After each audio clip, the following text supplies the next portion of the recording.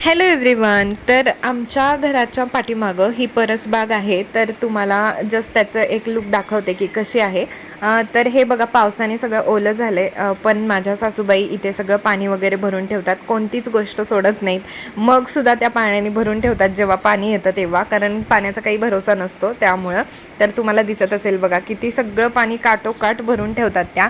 आणि असं पाठीमागे एक टाकी आहे, वरती टेरेसवरती पण आहेत, पण बाहेर सुद्धा पाठीमागच्या साईडला 2 टाक्या आहेत. आणि हे आमराई आहे, दुसऱ्या लोकांची आहे ती. तर त्याला म्हणजे दिसायला 4च झाडं आहेत, पण भरपूर आंबे येतात.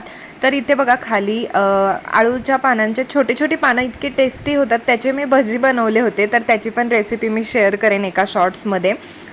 तर इकडे स्नेक प्लांट वगैरे आहे. समोर काय झालं, ह्या सगळ्या कुंड्या समोर होत्या आणि समोर गार्डन होतं घराच्या, पण आता बांधकाम चालू आहे त्यामुळे ह्या सगळ्या कुंड्या इकडे शिफ्ट केल्यात पाठीमागं.